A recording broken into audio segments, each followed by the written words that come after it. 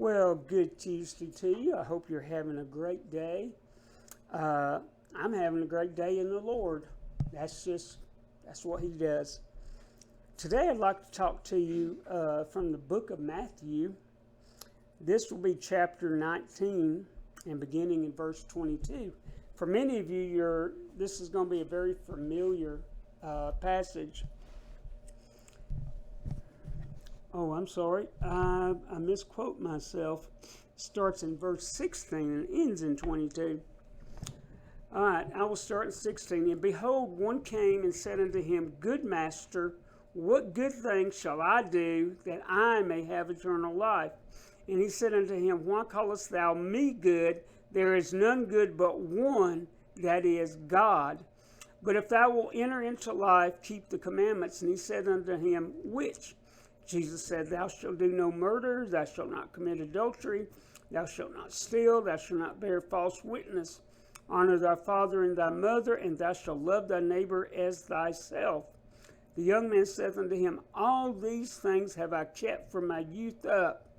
What lack I yet? And Jesus said unto him, If thou wilt be perfect, go and sell all that thou hast, and give to the poor, and thou shalt have treasure in heaven, and come and follow me. But the young man heard that saying, but when the young man heard that saying, he went away sorrowful, for he had great possessions. The rich young ruler and this same incident is recorded in different gospels, and Jesus in the other gospels will say, and Jesus looking upon him loved him. Jesus loved him. Now I want you to listen to what the man said. What good things shall I do that I may have eternal life? The man was focused on himself. He said, Okay, Lord, tell me the religious job that I have to do that I can get into heaven. Jesus, of course, told him, well, you need to obey God's commandments. And, of course, we know that you have to obey them flawlessly, perfectly for your entire life. So the rich young man wasn't going to have it. What Jesus asked of this man, what Jesus asked of me and you, total commitment. Go and sell all that thou hast and give to the poor, and come and follow me. Now, Jesus doesn't ask you or me necessarily to do that. Does he still ask people to do that? Yes, I do believe he does. Why did he want this man to sell everything he had and to follow him? Because this man had his heart in the world, on his possessions. He didn't own things. His things owned him. That's where the problem was. He couldn't put God first because he put himself first and his possessions, his comfort. Are we guilty of the same thing today?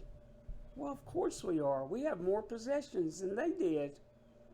The average person in America is probably richer than this rich young ruler. And I'm talking about the so-called poor people. Jesus requires total commitment, and he's going to ask you to give up what's standing between you and God.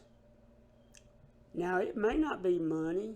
I don't have any money to get between me and God, and I'm thankful for that.